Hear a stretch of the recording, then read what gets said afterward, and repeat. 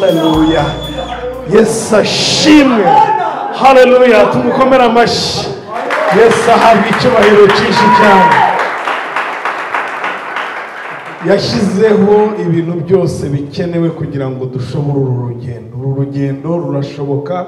Urugendo rw'agakiza no kujya mu ijuru biracyashoboka, biracyariho. Haleluya. Yesu ashimwe cyane. Turamushimira rero ko ari mwiza, ari igitangaza, ari Imana yacu. Umuririmbyi yaravuze ngo ndahamya neza yuko tutibeshye. Haleluya. Yesu ashimwe cyane. Haleluya. Kandi turamwemera. Ntabwo twibeshye.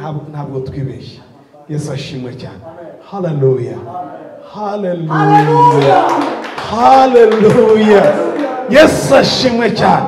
Niba utari wanabyumva neza, ndashakira nkubwire ngo ibi bintu biririyo. Uru rugendo n'urw'ukuri, ni ruzima, n'urw'agaciro. Haleluya.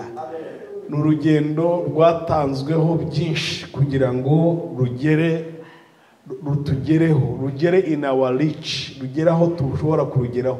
Rwatanzweho byinshi. Haleluya. So turabizi neza yuko ari urw'agaciro kandi ari rwo ni ruzima. Yesu ashimwe cyane.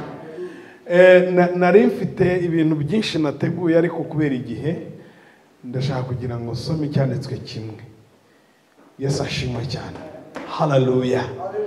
Twashimye Imana kubw'ubuhamya, twashimye Imana kubw'abatujoyininze. Imana ibahe umugisha, n'abandi nibaze mubabwire baze. Haleluya. Yesu ashimwe cyane. Haleluya. Buriya rero Abanyarwanda baravuze ngo wambaye ikirezi ntamenya ko kera. Yesu ashimwe cyane. Iyo umuntu aza akagera hano akavuga ati nabakunze, ubu usigaje iki? Haleluya. Rero Imana ibahe umugisha. Abadukunze, abatubengutse, Imana ibahe umugisha. Natwe turabakunda kandi turabishimira. Kandi reka mbabwire iki ngiki itorero, ndabakunda.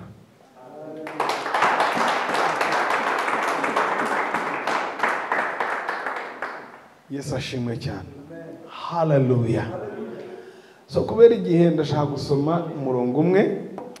Tumaze igihe hari amagambo tuganira, ngira ngo kuva badukomoreye guterana hari amagambo Imana yashyize ku mutima, tugenda tuyaganira buri ngingo ku ngingo. Uyu munsi twari tugeze ku ngingo ya 3, ariko uyu munsi kubera igihe kandi numva ntashaka kwica igihe. Yesu ashimwe cyane. Ndayivugaho igice, nari buvuge ebyiri ariko ndumva ngiye kuvuga imwe. Yesu ashimwe cyane. Ingingo ya mbere twavuze, turi ku mutwe w'amagambo uvuga ngo kuba umutsinzi. Buriya abantu bose ntabwo bapfa gutsinda, hari ikibatera gutsinda. Yesu ashimwe cyane. Haleluya. Kandi ntabwo Imana yaremye abantu bazatsindwa. Ntabwo Imana ari umunyenganda wa wundi ukora product yagera hanze akavuga ati nayibeshyeho, akayihamagaza ngo igaruke mu ruganda yongere afixemo agapiyesi yibagiwe. Ntabwo Imana ari uko imeze. Yakuremye yabitekereje, igutekerezaho, ikwigaho, ndetse ikwigaho mbere yuko inagena aho uzavukira. Irabikora, ibikora neza, ntiyibeshye. Yesu ashimwe cyane. So niba rero hari ibitagenda neza mu buzima bwacu, hari ikindi kintu gihari. Hari umugabo w'umukomedian muri Uganda witwa Ticha Mpamire, akunda kuvuga ngo what went wrong. Sinza ko kantu niba mukaza. Niki cyatumye bigenda gutyo. So turi ku mabanga y'ubutsinzi, yo gutsinda. Haleluya. Dukomere Imana yacu amashyi menshi. Ingingo ya mbere ku batari bahari twaravuze ngo icyambere ni ukugenda uyobowe n'ijwi ry'Imana. Twasanze yuko umuntu wese waremwe n'Imana akwiye kuba yumva ijwi ry'Imana. Kutaryumva si uko ridahari, ahubwo nuko wowe utari mu mwanya wo kuryumva. Haleluya. Kuko uyu munsi aka kanya twese nta muntu urimo wumva Radio Rwanda, ariko Radio Rwanda irimo iragira ite? Iravuga. Hanyuma rero kugira ngo umwana w'Imana abe umutsinzi, agende ari umutsinzi, kuko biri twita abatsinzi no kurushaho. more than conquerors. Turabatsinzi no kugira gute no kurushaho. Ntabwo Imana ikintu bita feriya kiri mu ruganda rwayo. Haleluya. Hanyuma rero twasanze yuko kugira ngo umuntu abe umutsinzi nuko agenda akurikiye ijwi ry'Imana ibyo rivuga ku buzima bwe. Yesu ashimwe cyane. Yesu yarivugiye ngo izanjye zizi ijwi ryanjye nanjye nzi ijwi ryazo. Iyo zivuze ndumva nanjye iyo mvuze zirumva. Haleluya. Twasanze rero yuko ni ngombwa yuko umwana w'Imana agira ijwi ry'Imana. Haleluya. Ijwi hari amajwi atatu. Ijwi rya mbere ni ijwi ryawe. Ijwi rya kabiri ni ijwi rya Satani. Ijwi rya gatatu ni ijwi ry'Imana. Ayo majwi yose arahari. Haleluya. Ariko icyo mbashishikariza ni ugutega ugutwi ijwi ry'Imana, ukazamuka ukagera hirengeye. Habakuki yaravuze ngo haleluya, Yesu ashimwe cyane, ngo nahagaze ku musozi ndarindira ntegereza icyo ambwira. Haleluya. Yesu ashimwe cyane. Umwana w'Imana wese akwiye gushaka ijwi ry'Imana. Ibintu byose bituma utumva Imana ukabitera umugongo, ukagera ahantu ushobora kumva ijwi ry'Imana. Haleluya. Ukajya hirengeye ushobora kumva ijwi ry'Imana. Namba 2 twavuze icya kabiri, ubushize twarakivuze, ninde ukibuka? Ninde wundi sinzi uvuze hano? Ubuhamya. Yesu aguha umugisha. Ubuhamya. Abantu benshi batsindwa kuko Satani yabibagije iby'Imana yakoranye nabo. Ikintu cyatumye Eliya ahagarara ahantu kubera ijwi rya Yezebeli akavuga ngo ndashaka gupfa, nuko yari yibagiwe ubuhamya bw'iby'Imana yari yamukoresheje ku musozi Karumeli. Haleluya. Igihe cyose Satani azakwibagiza iby'Imana yakoranye nawe, azaba kugejeje ahantu ashobora kugushobora.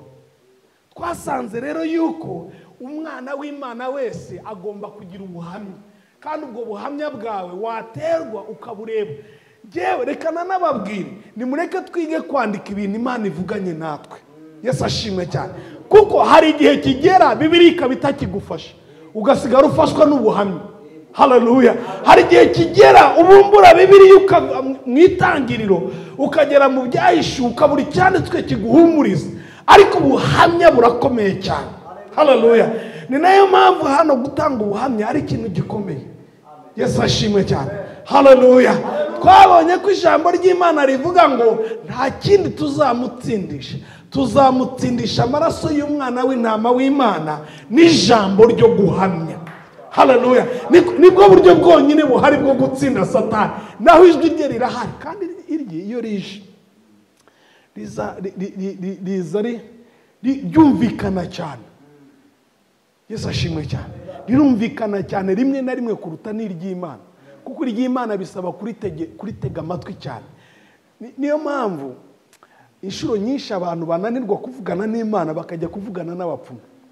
Niyo mpamvu umuntu ibintu byo gutegereza Imana bimugora, akumva cyamworohera ari ukujya gushaka umupfumu akabimubwira mu buryo bworoshye, kuko ijwi ry'Imana ntabwo upfa guhura naryo. Bisaba kwitandukanya, ukisetinga pati, ukajya ahantu hiherereye, ukagira ibyo wiyambura, ukagira ibyo ushyira ku ruhande kugira ngo Imana ivugane nawe. Haleluya. Ubuhamya rero ni ikintu gikomeye gishobora gutuma uzasoza urugendo neza. Nta kindi kintu cyatumye Dawudi atsinda Goliyati nuko yibutse iby'Imana yakoranye nawe ari mu ntama. Haleluya. Yesu ashimwe cyane. Ubwo twakopezaga batari bahari, ndashaka gusoma uyu murongo muri Yesaya. Tujyeyo. Ubwo tugeze ku mugati w'uyu munsi. Yesaya 40 umurongo wa 28.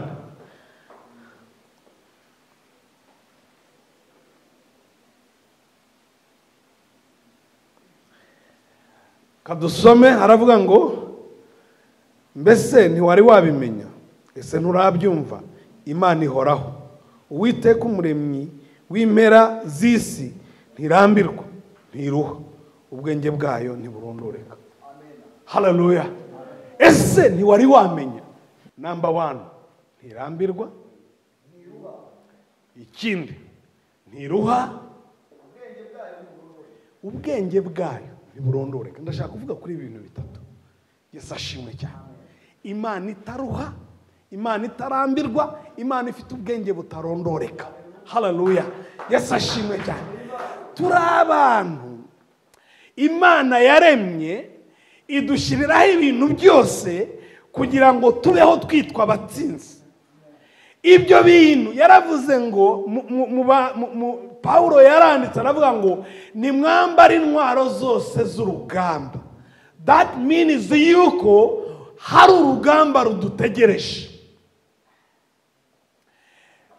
Ijambo ry'Imana riravuga ngo turi muri iyi si dufashe igihe mu ntambara.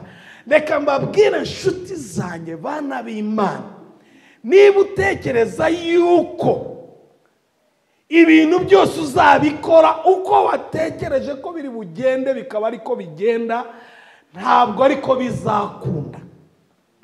Hari ibintu bikwiye kuba bikuranga kandi biranga Imana. Cyambere kiranga Imana ntirambirwa. Kutarambirwa mu bantu bose bari successful, yaba abanyapolitiki, yaba abacuruzi, yaba abakozi b'Imana, umuntu wari we wese wabaye successful ntabwo wenda yabaye successful muri kimwe nk'icyo undi yabayemo successful, ariko hari ikintu bahuriyeho. Bose bagize kutarambirwa, kutagiving up. Niba uri umuntu witeguye kubivamo ako kanya, itegure yuko mu buzima nta kintu uzitwamo umutsinzi. Umuntu yaravuze ngo kwitazi ni umuntu witeguye kubivamo. Hari umuntu ukubwira ati jewe ibintu bitagenda ndabireka. Urabyumva? Haleluya. Turi kumwe? Wari wumva umuntu akubwira ngo ati ibintu bitagenda ngirane ndabireka. Ariko iyo biba gutyo, uyu munsi ntabwo tuba dufite agakiza, kuko Yesu kuducungura hari byinshi bitagendaga. Ariko kubera ko ijambo ry'Imana rivuze ngo Imana yacu muremyi w'isi ntirambirwa, ntabwo yarambiwe. Ikimenyimenyi n'uyu munsi ntarakurambirwa. Haleluya. N'uyu munsi Yesu ashimwe cyane. Haleluya. Abantu benshi babaye successful, bagize icyo bageraho, byatewe nuko igihe batsinzwe batagumye hasi. Haleluya. Yesu ashimwe cyane. Dukomere Imana yacu amashyi. Abantu bose bakoze business ikagira ikigeraho. Abantu bose bafite ikintu bakoze bakakigeraho. Nubwo bataza hano imbere ngo batubwire ngo nabigerageje igihe iki n'iki, biranga, ndongera ndabigerageza. Ariko burya umuntu ubaye successful, ugize icyo ageraho, akugiriye neza, aho kugira ngo akuratire icyo yagezeho, yakuratira inshuro yatsinzwe asubiramo. Yesu ashimwe cyane. Haleluya. Uku niko kuri. Yesu yaratsinzwe inshuro nyinshi mu rugendo rwo kuducungura. Biriya bintu tuvuga ngo Satani yaramugerageje, buriya utibwira ngo si amajwi yavugiraga muri we. Inzara yaramuriye ararya, iramurya, bigera ahantu haho Satani yinjirira mu nzara, aramubwira ati ariko urinda wicwa n'inzara, ibi bintu urimo wabiretse, ibi wihambiraho wabiretse ukaza nkaguha ibyo, ariko kubera wa mwuka wo kutarambirwa. Haleluya. Umuntu wese uzagira icyo ageraho nuko azaba ashobora atarambirwa. Quitters never win, winners never quit. Abantu bose batsinze ni abantu babe. Sinzi ikigande, ariko buriya ikigande hari ibintu kivuga kikumva birasobanutse. ikintu bita kuremeraho, kwihambira ku kintu ukakihambiraho, biri mu ndangagaciro z'abantu bazatsinda. Wa muntu witeguye kuva ku bintu, yitegure yuko atazanabigeraho, kuko Bibiliya iravuze ngo Imana yacu ntirambirwa. Nicyo biri mu ndangagaciro zayo, kutarambirwa. Natwe rero nk'abana b'Imana, niba tugiye kuzaba abatsinzi, dukwiye kuba turi abantu batarambirwa. Wipfa kurambirwa, wipfa kubivamo, wipfa kumanika amaboko. Haleluya. Nibishaka bigukubite hasi. Bibiliya iravuga ngo umukiranutsi nubwo yagwa karindwi, biba bivuze yuko haleluya yakongera akabyuka. Bibiliya ikavuga ngo igiti niyo cyatemwe ngo ndetse igitsinzi cyacyo kigapfira mu butaka, ngo ariko haba hakiri ibyiringiro. Inshuti zanjye, reka mbabwire, niba uri umuntu witeguye kuba successful, witeguye hari ibintu ufite imbere yawe ushaka kugeraho, itegure kudacibwa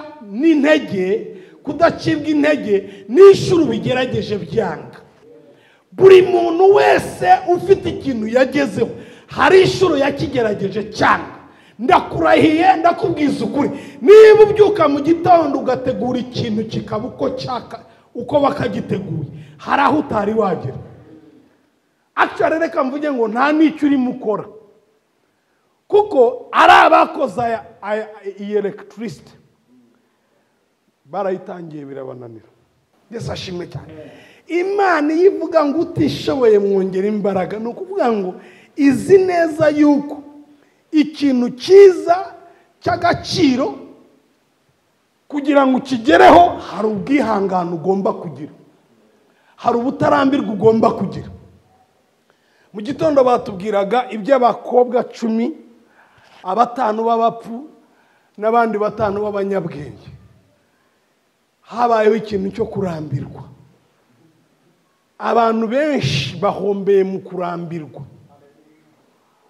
Abantu benshi ibintu byangiye mu kurambirwa, kandi bitewe n'inshuro babigerageje byanga. Yesu ashimwe cyane. Ndashaka kugira ngo nkubwire ngo bumuntu udapfa kubivamo, bumuntu ugerageza ukongera ukagerageza, bumuntu ukora ikintu kikanga, ntiwibaze ngo kuki cyanze, ahubwo wibaze ngo ngikorane kugira ngo gikunde.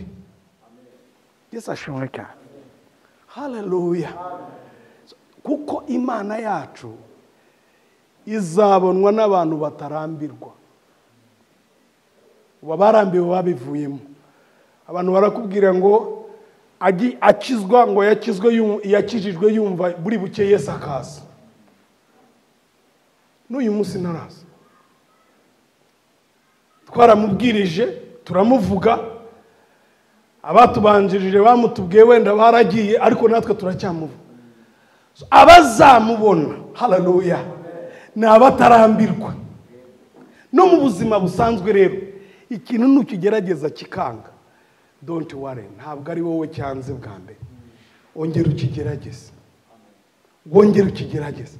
Mperutse kumva hari ibintu tujya twumva tukibwira ko ari ibintu byo mu binyejana bya kera, ariko mperutse kumva umuperezida umwe muri ibi bihugu byacu bya Afurika yagerageje kwitoresha inshuro nyinshi, ntabwo nibuka umubare. Recently ngira ngo ubu nibwo arimo arahira, ariko ejo bundi aritoza aratsinda, nyuma yo gutsindwa inshuro zirenze 4, 5 aratsinda. Yesu ashimwe cyane. Ndi hano kugira ngo nkubwire ngo nta muntu n'umwe wigeze agira icyo ageraho bitabanjirijwe no gutsindwa.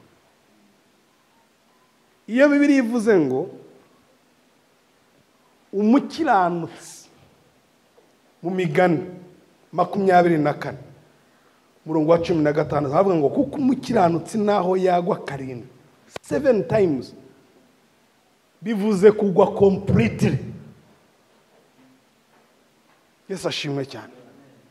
Umukiranutsi nubwo yagwa karindwi ntabwo aba yaguye complete. Ikitumagwa nuko wabivamo. Yesu ashimwe cyane. Itandukano riri hagati y'umuntu watsinze n'uwatsinzwe nuko uwatsinzwe yahisemo kubivamo. Uwatsinze nuko yatsinzwe agahitamo kugira gute? Kongera kubigerageza. Niba uri umuntu umanika amaboko vuba, Yesu ashimwe cyane, ndashaka kugira nkubwire ngo iyi Mana yacu ntabwo imanika amaboko vuba. Niyo mpamvu itugerageza ukabikora nabi kavuga ntacyo, ngwino. Haleluya. Ibuka bigerageza bikanga, ngwino. Kuko nirambirwa. Kutarambirwa ni element ikomeye, ni ikintu gikomeye kugira ngo ugere ku byo ugeraho. Yesu ashimwe cyane. Ndi mu bantu, niba ari defo simbise, ariko niyo yaba ari nk'iyi saha yanjye ushobora kuyifata wenda icitse ikikubita hasi igafunguka. Ngomba gutekereza, wenda ni ibintu bya gitekinisiye, wenda abandi ntibabyitaho, ariko ngomba kwibaza impamvu ntashobora kongera kuyifunga. Iyo njyanye imodoka mu igaraje, Yesu ashimwe cyane, abakanishi benshi ngira umukanishi umwe unkorera, ariko ikintu nziho ni ukuvuga ngo niba mbwiye ati imodoka ikibazo nakibonye kirwaye, ntabwo mubwira ngo upfa gukora, ndamubwira irwaye iki, akakimbwira. Uragikora gute? Mbere yuko agikora uragikora gute? Tukabanza tukemeranya icyo agiye gukora ku modoka yanjye, akananyumvisha uburyo cyatezaga ikibazo numvaga, yarangiza akagikora nzi neza yuko koko nemeranya nawe yuko gishobora kugikiza. Yesu ashimwe cyane. Hari n'abantu bajya kwa muganga, umuganga akamubwira ati ngiye kukuvura, ariko ntagere ku rwego rw'ahamubaza ngo uramvura iki, uramvurisha iki, urabigenza gute. Abandi arinjira akagera amubwira ngo uwo mutuma urakora gute ku ndwara yanjye, iyo ndwara yanjye ifite kuki numva ncika intege, iyo ndwara iki intege nke gute. Akakubwira ati iyataka iki gice cy'umubiri gitera imbaraga izi n'izi, bimeze gutya na gutya, ukagera ahantu wumva uvuga uti okay, turemeranye. Haleluya.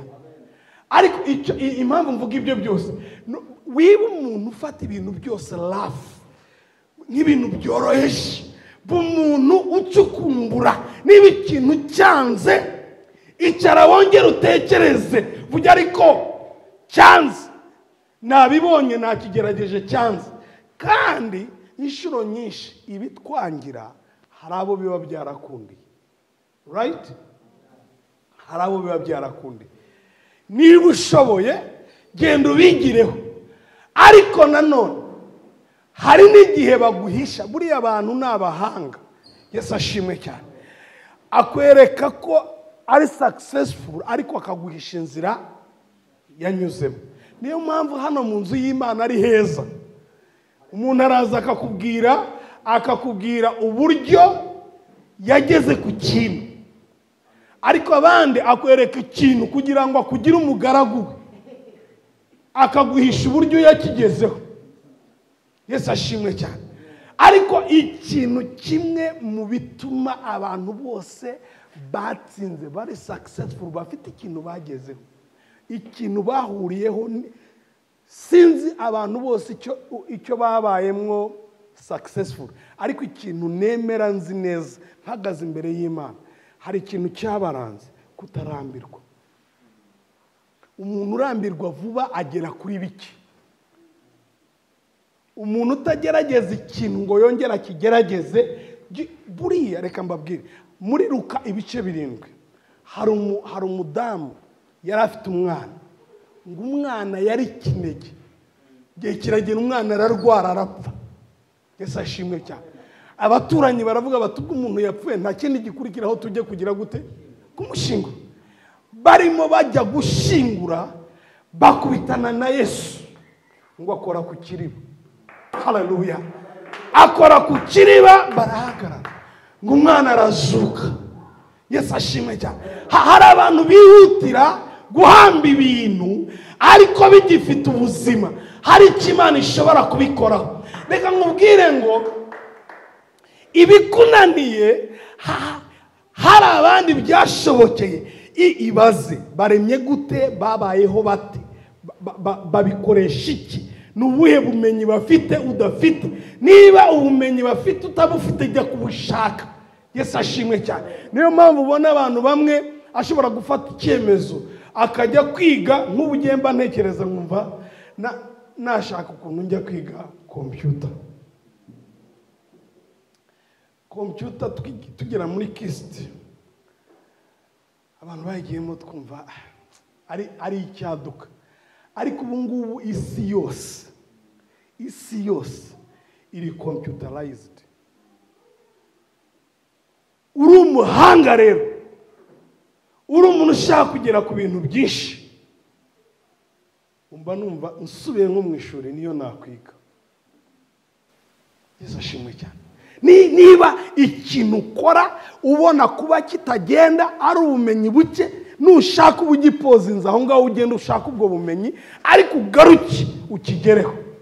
Yesu ashimwe. Wiba umuntu bivamo, wiba umuntu bitera umugongo vuba vuba, wiba umuntu ushaka kubishingura aho nawe bigipfa uti dushingure.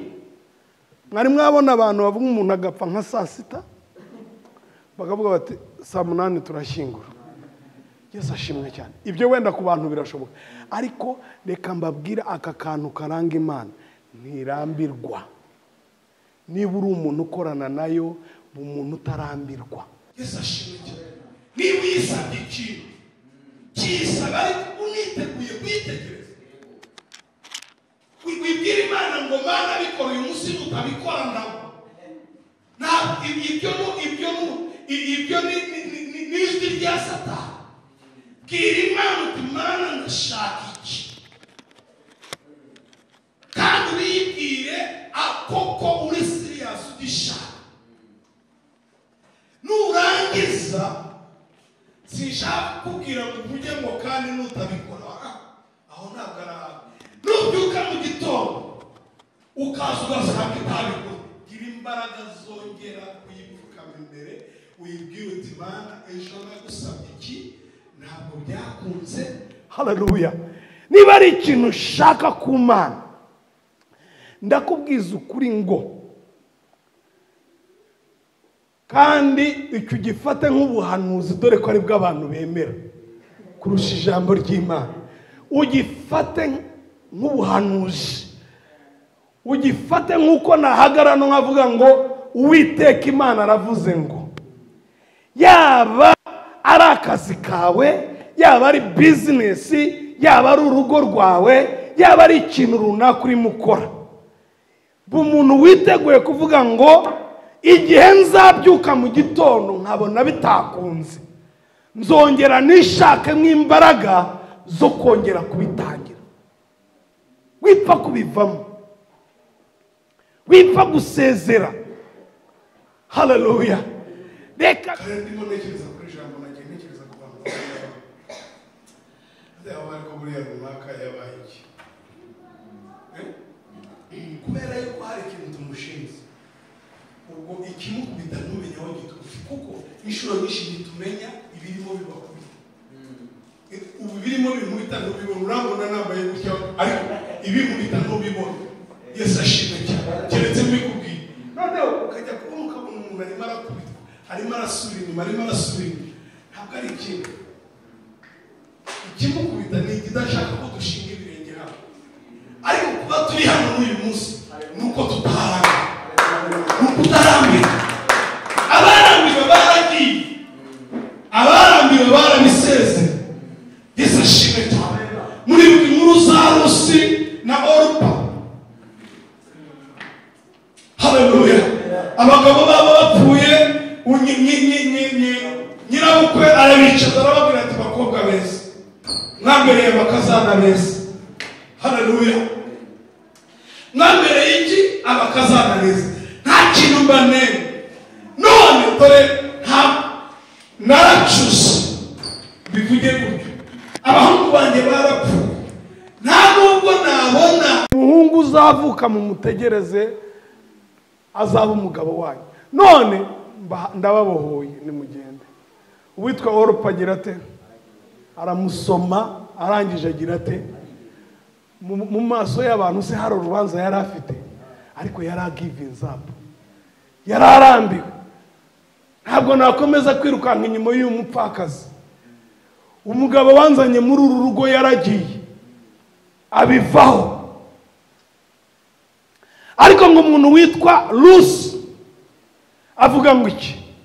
Avuga ati ntabwo bishoboka, Imana yawe izaba Imana yanjye. Haleluya. Icyo kintu cyatumye Rusi ari mu muryango wa Yesu Kristo umwami wacu. Uyu munsi iyo ugiye mu gisekuruza cya Yesu usangamo Rusi, kubera kutagira ute? Kutarambirwa. Wiba umuntu urambirwa, wikomwa mu nkokora n'ikibonetse cyose. Kuko Imana yacu Bibiliya yatubwiye ngo irambirwa. Haleluya. Ikindi ntiruha. Iruha. Haleluya. Iruha. Buriya niba mwarigeze mujya mu masiganwa, ntabwo umuntu utsinda isiganwa ari umuntu utangiranye imbaraga nyinshi, ahubwo umuntu utsinda isiganwa ni umuntu utaba, yaba ari abatera amakofe, yaba ari abirukanka, yaba ari abakinnyi b'umupira. Si uko baba batazi gucenga bose, babyiga kimwe, ariko bagatandukanira ku kintu kimwe: kutaruha.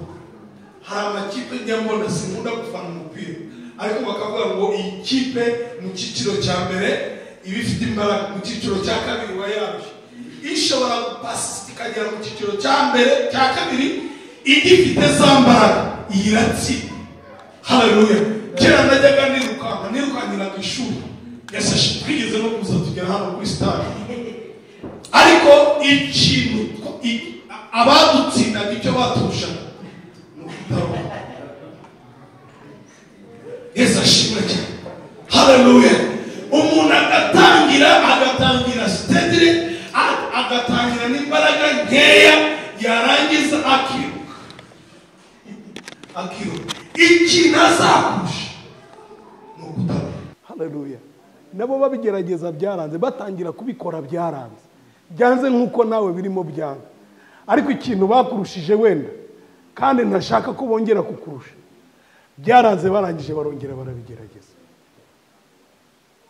Barongera. Uzi gukora ikintu kigapfa ukabibona ko cyapfuye, ariko ukajya mu muyonga wacyo, warangiza ukongera ukarundarunda. Yesu ashimwe. Iki gihugu turimo abakibohoje inshuro ya mbere, ariko se n'inshuro ya mbere batangiye kera, bamwe baraza barabica bararangira. Yesu ashimwe cyane. Abandi baje babakubita inshuro. Burya ingabo za Habyarimana zivuga ngo twabakubise inshuro, ntabwo babeshyaga, bari babakubise inshuro. Basubira inyuma, barangira baga tubivemo cyangwa. Bamwe babivamo, bamwe babivuyemo baragenda. Ariko abandi baravuga bati no, niba impamvu igihari, reka twongere tugire gute. Umuntu umwe yaravuze ngo mbere y'uko giving up, remember your why. Mbere y'uko bivamo, banza wibuke impamvu yatumye ubitangira. Niba igihari, ongera ubitangire. Niba hakiri impamvu yo kuba icyo urimo ugerageza gukora igihari, nubwo byanze, ongera ubikore, ongera ubitangire. Shaka ubundi buryo. Niba wabiturutse iburyo, bituruka ibumoso. Niba wabikoze nimugoroba, bikore mu gitondo. Niba wabihaye umwanya ungana gutya, byongera undi mwanya. Niba wabishyize mwiki, byongere mwiki. Ariko wipfa kumanika amaboko, kuko abantu bazi kumanika amaboko, ariko hari abantu babizi. Abiga ntabwo nzi amatesti yantsinze. Nigeze kuba ubuhamya ukuntu nkigera Nyamata, nari ngiye kuva mu ishuri, ariko umuntu arambwira ati komera. umwanya wa mbere nabonye naragiye nkunogoramo, ibyo narabibabwiye, kubera ko hari mu bindagenda nkukuramo. Ntihazagira ukubeshya. Aba bantu bose bicaye ahangaha bakubwiye ibizamini bakoze bikabatsinda, uro tubona twicaye mu makoti ahangaha, umuntu yicaye ameze neza ukagira ngo nta byamutsinze. Oya, iyo yaje akuzanira ibyo yatsinze. Buriya umugabo aracyahari, yagiye abwira ati Imana ishimwe ndangije masters, ariko ntabwo uzi amatesite yakoze ngo atsindwe, ntabwo yazi. Yesu ashimwe cyane. Ariko arahari, hari za shapu, hari supplementary iracyabaho, iracyabaho. Ugakora isomo bakakubwira bati iri somo ntabwo wujuje amanota, subiramo. Ntabwo nza hano mbabwire ngo bene data ubu ngubu ngiye gukora supplementary. Oya, ndategereza cya gihe cya supplementary, nkitonda neza, nkashyiramo ikirungo ntari nashyizemo, nkashyiramo ibyo ntari nujujemo, nkatanga umwanya ntari natanze. Ariko kazajya kubona ukabona umunsi umwe ndaje. Haleluya bene data, haleluya. Warangiza ukavuga ati ariko abandi babigenza bate? Babisubiramo inshuro nyinshi. Yesu ashimwe cyane. Hari umudamu hariya ntabwo nzi, ariko njya nkunda kuhacana n'abantu, bakavuga bati umudamu hafite ka butike. Bavuga ngo muri ako ka butike yagapfunguye muri 94 intambara ikirangira.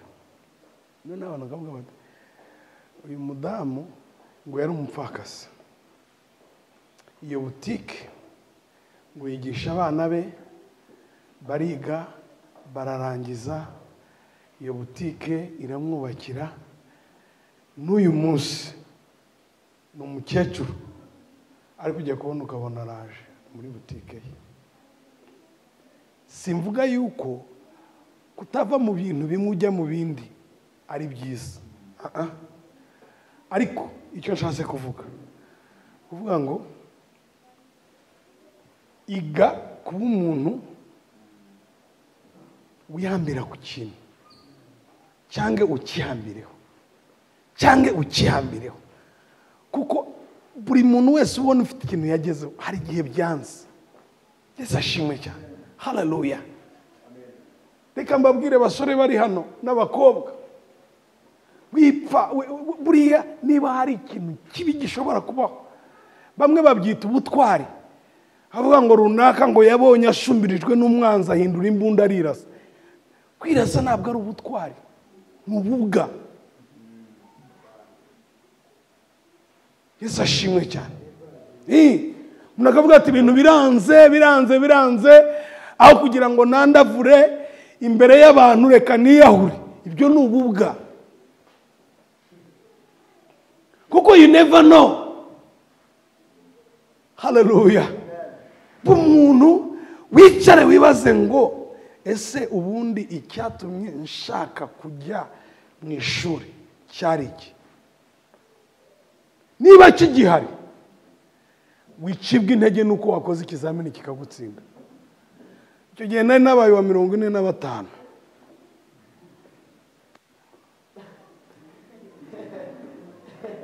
Ibaze rero mu Rwanda amashuri, ishuri rifite abana buzuye ntabwo barenza 45, kandi nari nabaye wa 40 n'abangahe. Nta wundi muntu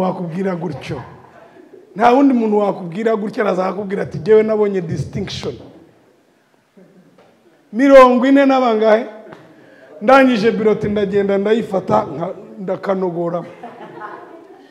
Ariko byashoje ngeze mu bakane ba mbere, Bizimungu nguri yatwariganaga. Yesu ashimwe cyane. I don't care inshuro bigutsinze, ntabwo nzitayeho. ariko icyo mushishikariza, niba bigutsinze itegure wongere ubiterure.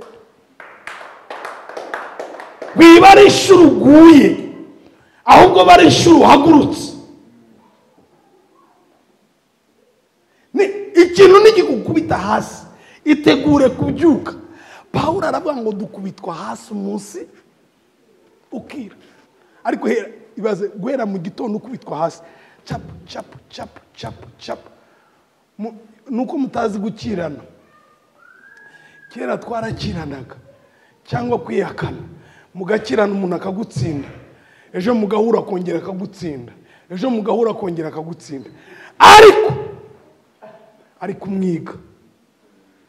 mwiga itabivagamo wasozaga umutsinzi. Haleluya. Buriya bavuga ngo Dawudi yishe Goliyati. Dawudi yafashe idubu n'intare mu ishyamba, ntabwo batuzanira inshuro zamwirukankanye. Akaza yirukanka mu rugo kwa se avuga ati ndapfuye ndashize. Bakamubwira bati subirayo, agasubirayo.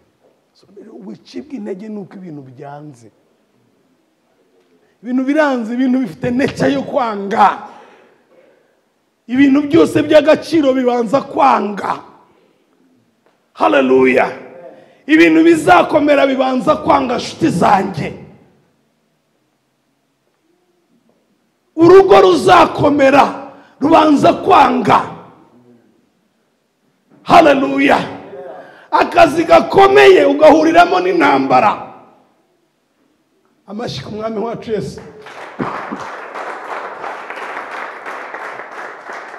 Wigenda ngo deje nakureba nabi uvuge uti jewe ndasezeye.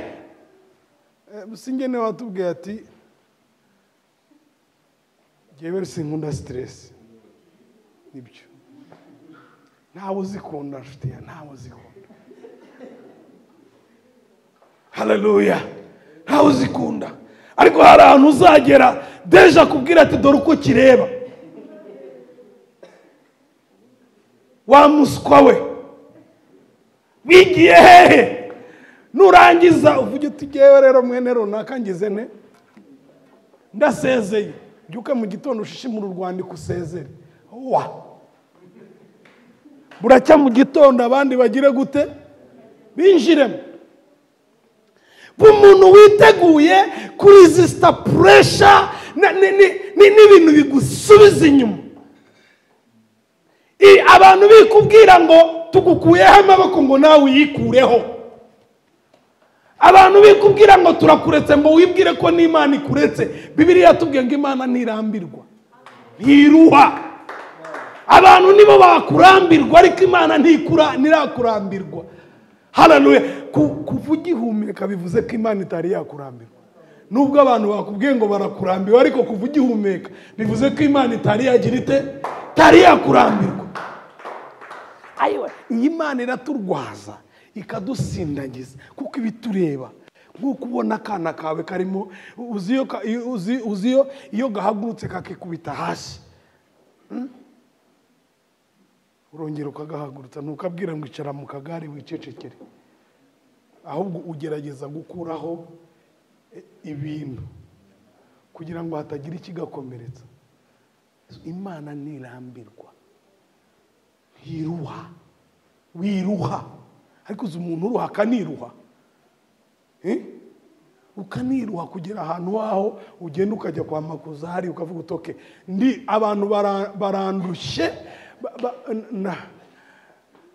barandushe banguye amaboko nanjye nyikuyeho. Kaho nubona abantu bari mu kazi, aba bantu bicaye mu kazi, wababwira igitsure cyabashebuja. Hari n'ukubwira ati mva imbere, hari n'abo bakubitisha ariko akaresist your pressure kuko icyamuteye kwinjira muri ako kazi kiracyahari. Ariko niba uri wa muntu uvuga uti no mu rushako dear friends, reka twe kugutega iminsi. Yesu ashimwe cyane. Umuntu ushobora kuresisita uvuga uti imana yacu ntirambirwa ntinanirwa. Wigira gutya nihagira akantu katagenda neza mu rugo uvuga uti ntabwo naje reka wajyaga heza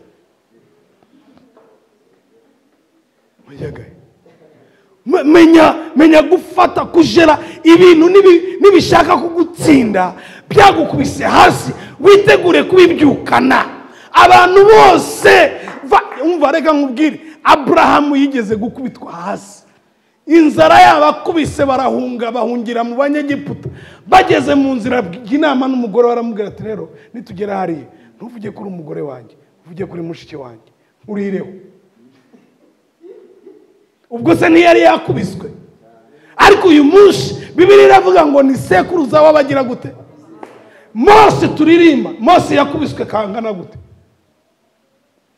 Arirukanka arenga imisozi. Haleluya.